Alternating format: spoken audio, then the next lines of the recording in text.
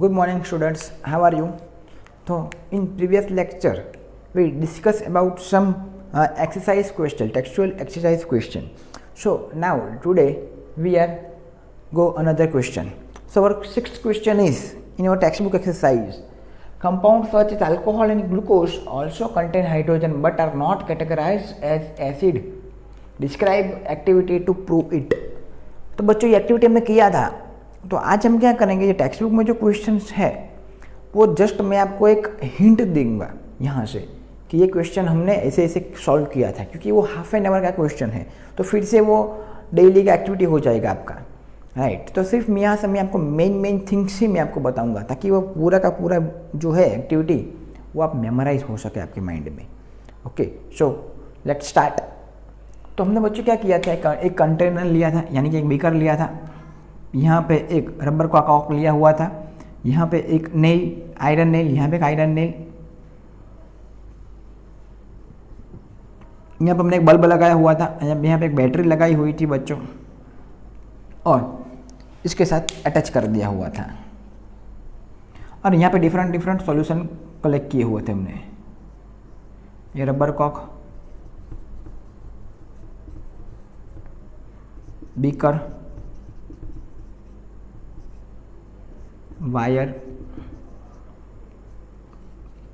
Bulb, battery. चलो, तो बच्चों हमने यहां पे क्या लिखा है कि such as alcohol and glucose.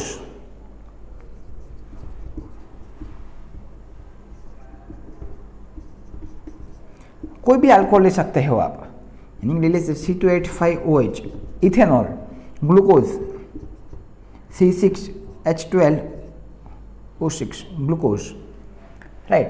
तो ये हाइड्रोजन कंटेन हाइड्रोजन, यहाँ पे हाइड्रोजन है बच्चों, but are not categorise as acid. But वो एसिड की तरह बिहेव नहीं करते हैं. Why this is happening? So यहाँ पे हम एसिड भी ले लेते हैं, HCl ले लेते हैं, H2SO4 ले लेते हैं, यहाँ पे बेस भी ले लेते हैं, कोई दिक्कत नहीं है बच्चों. यहाँ पे हम यहाँ पे समझ ही रहे हैं. तो HCl है बच्चों, तो वो पानी के अंदर सॉल्यूशन के अंदर क्या हो जाता है, H+Cl-. H2SO4 है वो क्या हो जाता है बच्चों, H+SO4-2, 2H+, NaOH में Na+OH-. पता चला? तो यानी कि ये सारे जो है एसिड जो है, ये दोनों एसिड जो आयन्स फॉर्म में होते हैं, आयन्स फॉर्म में ख्याल आवे छे. नेक्स्ट, यहाँ पे अल्कोहल और ग्लूकोज है बच्चों, यहाँ पे हाइड्रोजन है but this is not converted in ion forms. It is not converted in ion form. ये आयन फॉर्म में कन्वर्ट नहीं होते हैं. सिर्फ आयन्स होते हैं, वो ही इलेक्ट्रिसिटी एक जगह से दूसरी जगह पर, यानी कि one place to another place कौन लेके जाता है बच्चों, आयन्स लेके जाता है. ओके, तो ये आयन्स में कन्वर्ट नहीं होते, इसलिए यहाँ पे बल्ब ग्लो नहीं होता है. ताकि एसिड है, बेस है, ये दोनों स्ट्रॉन्ग एसिड है, ये स्ट्रॉन्ग बेस है, इसमें ये बल्ब ग्लो होता है because of its ion. Okay, clear है कॉन्सेप्ट? ये पूरा हाफ एन आवर का वीडियो है, आप देख सकते हो पीछे जाके. नेक्स्ट क्वेश्चन पे we can go. Why does distilled water not conduct electricity whereas rain water does? Question number 6 था. ओके, आप स्क्रीनशॉट लेना चाहते हो तो ले सकते हो. सिंपल. क्वेश्चन नंबर 7 कि जो डिस्टिल वाटर है वो इलेक्ट्रिसिटी कंडक्ट नहीं करता है. वाई डिस्टिल वाटर क्वेश्चन है. Why does distilled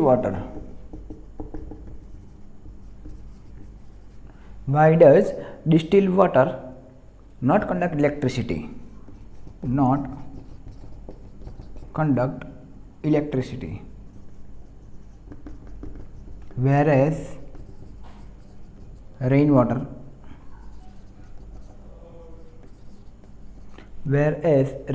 does. ये बच्चों सिंपल सा क्वेश्चन है कि क्वेश्चन नंबर 7 कि जो डिस्टिल वाटर है वो इलेक्ट्रिसिटी कंडक्ट नहीं करती, बट जो रेन वाटर है वो इलेक्ट्रिसिटी कंडक्ट करती है। वाई? तो एक सिंपल से हम देख लेते हैं डिस्टिल वाटर और रेन वाटर। आप देख सकते हैं बच्चों, जो डिस्टिल वाटर है उसमें एब्सेंट ऑफ आयन, यानी कि उसमें आयन प्रेजेंट नहीं होते हैं। There is no present of ion. Distil water में बच्चों आयन प्रेजेंट नहीं होते, इसलिए ये इलेक्ट्रिसिटी कंडक्ट नहीं कर सकती। बट जो रेन वाटर है बच्चों, उसके अंदर क्या होते हैं? इम्प्योरिटीज होती है। Because of impurities, because of impurities, because of impurities. और जो रेन वाटर है बच्चों, उसके अंदर carbon dioxide, sulphur dioxide, nitrogen dioxide, ये जो वाटर सॉल्युबल गैसेस है वो इसके साथ सॉल्यूशन बना देते हैं वाटर के साथ। जैसे वाटर में कांटेक्ट में आता है वो डिजोल्व हो जाते हैं, राइट। सो क्या होता है? वो एसिड बना देते हैं। So it contain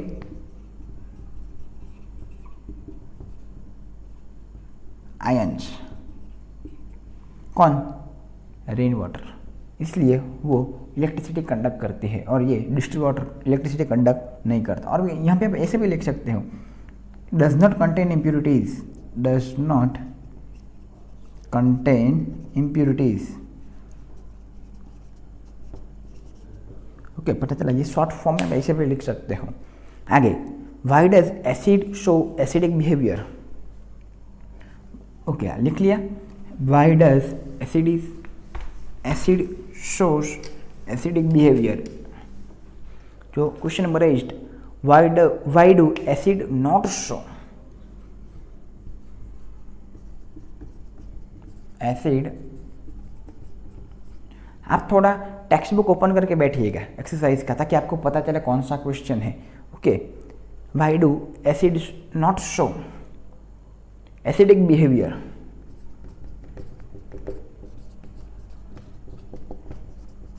Acidic behavior in the absence of water, in the absence of water। इसके लिए बच्चों हमने एक्टिविटी किया था, आपको मालूम होगा कि हमने टेस्ट ट्यूब लिया हुआ था, राइट। टेस्ट ट्यूब के अंदर हमने एक NaCl लिया हुआ था, टेस्ट ट्यूब TT, और उसके अंदर सॉल्यूशन लिया हुआ था H2SO4 का। और यहाँ पे हमने 2 लिटमस पेपर रखे हुए थे। The first one is dry litmus paper, second one is wet यानी कि गीला लिटमस पेपर। ओके, पर क्या गीला पर कौन सा? ब्लू। ये भी कौन सा था? Blue litmus paper. तो इक्वेशन के थ्रू हमको पता चलता है बच्चों कि H2SO4 प्लस NaCl ये क्या है? एसिड है। ये क्या है? सॉल्ट है। तो क्या बनेगा बच्चों? Na2SO4 plus HCl। ठीक है, यहाँ लेकिन बच्चों यहाँ पे जो HCl बनेगा वो HCl गैसियस स्टेट में होगा बच्चों। इसलिए क्या होगा? ये ड्राई ब्लू लिटमस के कांटेक्ट में आएगा तो कुछ नहीं होगा, क्योंकि इसमें आयन्स प्रेजेंट नहीं है। आयन ये एक्चुअल Cl बॉन्डेड है बच्चों। ओके, तो आयन्स फॉर्म में होने चाहिए। तो यहाँ पे 2 है सोडियम के, यहाँ पे भी 2। ओके, Cl के 2 है, हाइड्रोजन के 2 है, तो यहाँ पे लिख सकते हो 2। ये क्या होगा बच्चों? Balance equation. ओके, पता चला आपको।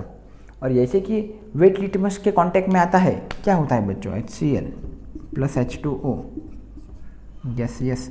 ओके, तो क्या बना देता है बच्चों? H3O plus plus Cl minus.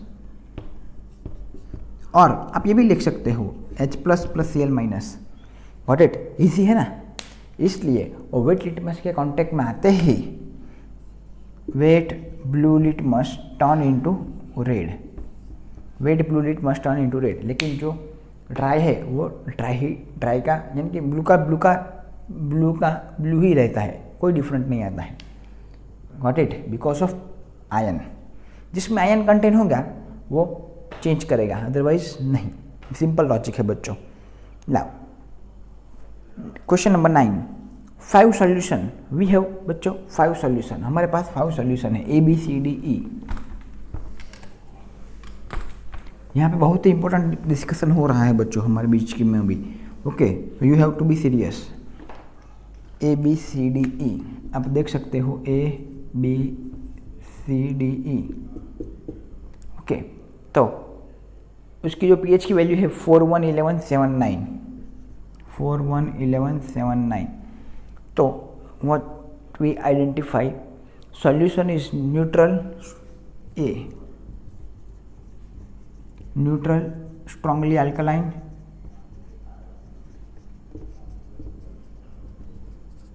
C strongly acidic, D weakly acid,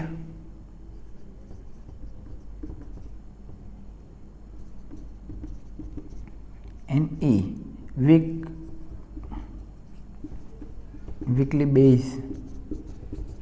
okay बच्चों, बहुत इजी है ये आप सब आपको मालूम ही है कि कैसे कैसे करते हैं।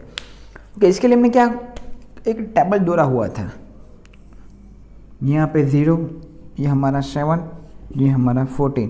अगर हम लेफ्ट से राइट की ओर जाते हैं बच्चों तो क्या होता है, बेसिकसिटी यानी कि बेसिक कैरेक्टर इंक्रीज होता है, और यहाँ से लेफ्ट की ओर जाते हैं तो एसिडिक कैरेक्टर क्या होता है बच्चों, इंक्रीज होता है।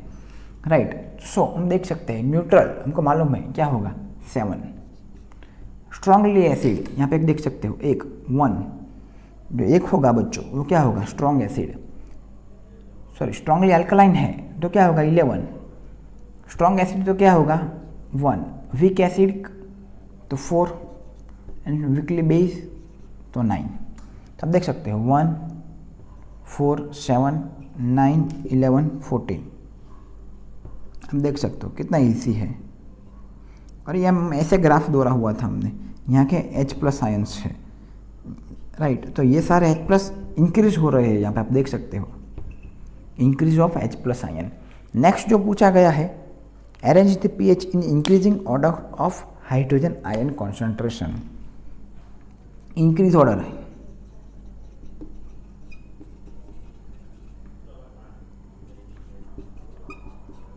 H+ आयन के रिस्पेक्ट में हमको इंक्रीजिंग ऑर्डर में लिखना है। तो बच्चों एक फॉर्मूला था, pH is equal to log of minus log of H+, but हमको H+ आइडेंटिफाई करना है तो लॉग अपोजिट साइड जाएगा, तो क्या होगा बच्चों 10 के रिस्पेक्ट में आ जाएगा, 10 के पावर में आ जाएगा। तो यहाँ पे pH लिख देते हैं, तो हाईएस्ट क्या होगा बच्चों, pH हमारे पास 11 है तो वो बेसिक है, तो वो क्या होगा, उसका एसिडिटी एकदम लोएस्ट होगा बच्चों। तो लिख सकते हैं 10⁻11 less than 10⁻9 less than 10⁻7 less than 10⁻4 less than 10⁻1। ये क्या होगा बच्चों, हाईएस्ट एसिडिक H+, ये लोवेस्ट H+ होगा इसमें। ये सारा का सारा हम डिस्कशन कर चुके हैं बच्चों। ओके, अगर आपको कुछ भी ना पता चले, अगर आपको कुछ भी क्वेश्चन पूछने हैं तो आप पूछ सकते हो। ओके, कोई दिक्कत नहीं है। आगे की ओर चलते हैं बच्चों, बहुत सिंपल सा क्वेश्चन है कि equal length of magnesium ribbon taken in the test tube. चलो ले लिया स्क्रीनशॉट। आगे है बच्चों हमारा क्वेश्चन नंबर 11 10, बहुत सिंपल है। 2 टेस्ट ट्यूब लिया है हमने, एक में मैग्नीशियम रिबन, सेकंड में भी मैग्नीशियम रिबन। एक के अंदर हमने लिक्विड HCl डाला है, क्या डाला है बच्चों, HCl। सेकंड के अंदर क्या लिया हमने, एसिटिक एसिड लिया है बच्चों। देन व्हाट हैपन कि हमको इक्वेशन मालूम है,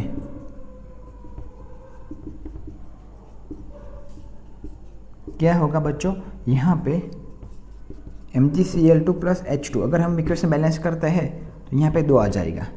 ये क्या होगा, हाइड्रोजन गैसीय स्टेट में होगा, क्योंकि ये क्या है बच्चों, HCl क्या है मालूम है,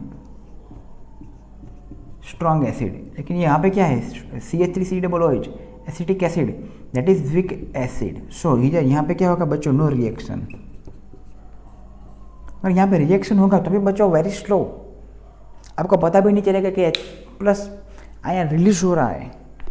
ओके, सो इसमें H2 है, जो एफरवेंसेस है, एफरवेंसेस है H2 के ज़्यादा होंगे, इसमें कम होंगे या फिर नहीं होंगे। 11, ये मैं आपको ऐसे ही समझा देता हूँ बच्चों, very easy. Fresh milk has a pH of 6, how do you think the pH will change, it turns into curd, explain your answer. बहुत ही सिंपल क्वेश्चन है बच्चों। क्वेश्चन नंबर 11,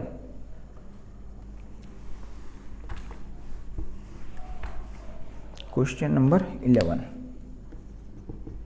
जो मिल्क होता है बच्चों, उसकी pH कितनी होती है? 6 pH। अगर वो कर्ड में कन्वर्ट होता है तो वो कैसा लगता है बच्चों टेस्ट में? सावर, यानी कि वो कैसा लगता है बच्चों? खट्टा लगता है। तो खट्टा क्या होता है? एसिड। जो खट्टा की कैरेक्टरिस्टिक क्या है? सॉर टेस्ट होता है, वो क्या है बच्चों? एसिड होता है। यानी कि उसकी जो pH है वो क्या होगी बच्चों? लेस देन 6, यानी उसकी pH 6 से कम हो गई होगी, इसलिए वो क्या कैसा होगा बच्चों? कर्ड में कन्वर्ट हो गया होगा। और कर्ड में कौन सा एसिड प्रेजेंट है बच्चों? Lactic acid. ओके, इसलिए ये एसिडिक कैरेक्टर है। पता चला बच्चों? Very easy.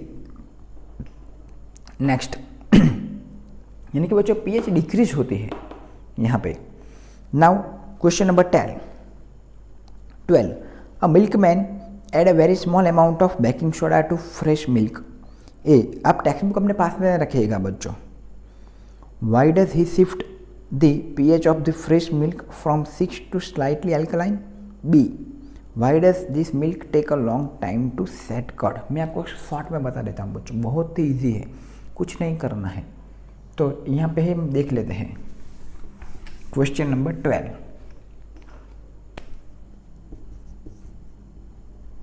यानी कि मिल्क में है बच्चों, उसमें क्या किया उन्होंने? Slightly alkaline. Why does shift, उसने थोड़ा सा अल्कलाइन बनाया बच्चों। अल्कलाइन कैसे बनता है? जो मिल्क है उसमें वो बेकिंग सोडा डाल देगा। बेकिंग सोडा का फॉर्मूला क्या है? NaHCO3। वो क्या है कैरेक्टर में? बेसिक कैरेक्टर होगा। तो बेसिक होगा तो pH की वैल्यू क्या होगी? More than 6। pH की वैल्यू क्या होगी? More than 6।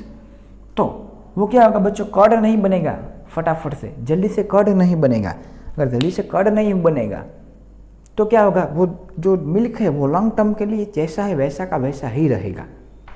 Okay, that is the benefit. इसलिए मिल्क में क्या कर देता है? दूध में बेकिंग सोडा डाल देता है ताकि वो लॉन्ग टाइम के लिए मिल्क का मिल्क ही रहे, वो बिगड़े नहीं, वो कर्ड में नहीं कन्वर्ट हो जाए। इसके लिए वो क्या डालता है बच्चों? बेकिंग सोडा, यानी कि खाने का सोडा। नेक्स्ट कि pH क्या हो जाता है बच्चों? इंक्रीज हो जाती है। बेकिंग सोडा डालने से वो क्या हो जाता है? अल्कलाइन हो जाता है। क्या हो जाता है? अल्कलाइन। और क्या हो जाता है? pH increase. नेक्स्ट कि जो नेक्स्ट क्वेश्चन कि why does this milk take long time to set curd, यानी कि जो NaCO3 डाल दिया तो बच्चों ये मिल्क में के अंदर जो कर्ड बनने के लिए जो एसिड है, टार्टरिक एसिड बच्चों, वो क्या होगा? लैक्टिक एसिड होता है मिल्क में। वो लैक्टिक एसिड के क्या हो जाएगा बच्चों? न्यूट्रलाइजेशन। क्या हो जाएगा?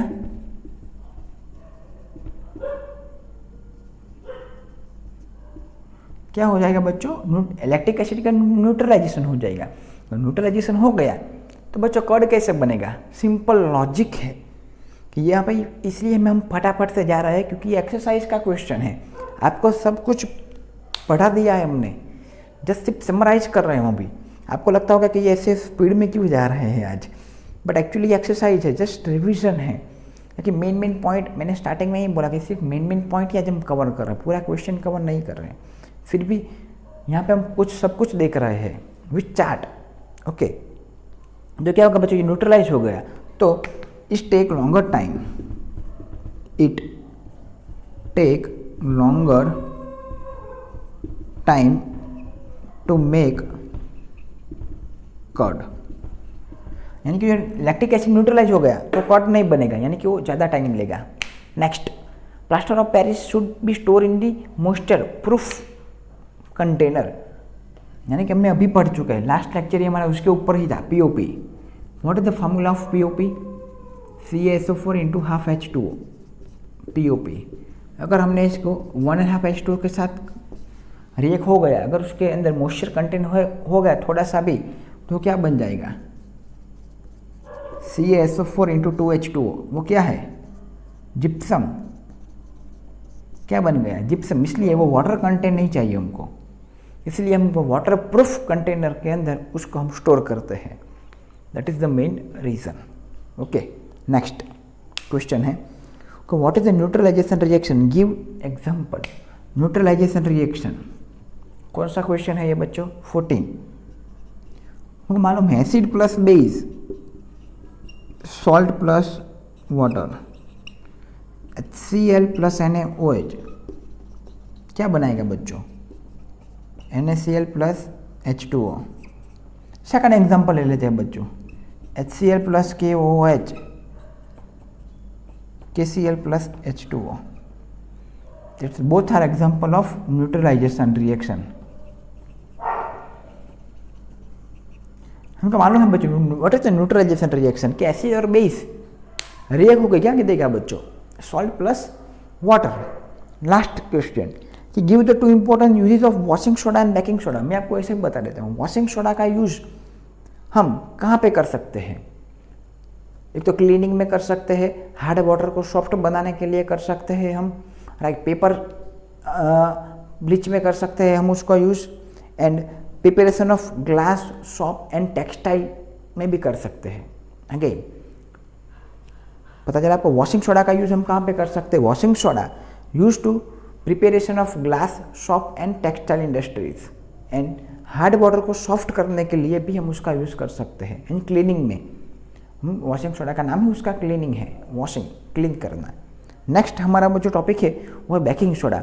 तो बेकिंग सोडा का यूज़ हम कहाँ पे कर सकते हैं? हमको मालूम है एंटासिड, यानी कि जब डाइजेस्टिव सिस्टम के अंदर एसिड की क्वांटिटी बढ़ जाती है तब उसको न्यूट्रलाइज करने के लिए हम क्या यूज़ करते हैं? इनो, हम इनो लेते हैं, राइट। हमारे टेक्स्ट बुक में दिया गया है magnesium hydroxide, milk of magnesia, that is one type of antacid. तो एंटासिड लेते हैं, दैट इज़ वो क्या है बच्चों? बेस है। वो क्या है बच्चों? बेस है। लेकिन जो यहाँ पे जो दिया गया है वो है washing soda, sorry baking soda, NaHCO3। First one is use as antacid, second use is fire extinguisher. Okay, आग बुझाने के लिए हम उसका यूज़ कर सकते हैं। ओके, तो आई होप कि ये पूरा का पूरा सेशन आपको पसंद आया होगा। फटाफट से हमने रिवीजन पे कर लिया है। आज हम नेक्स्ट सेशन पे चलेंगे, नेक्स्ट लेक्चर के अंदर, वो है मेटल एंड नॉन मेटल। तो थैंक यू वेरी मच, पूरा वीडियो देखा इसलिए थैंक यू।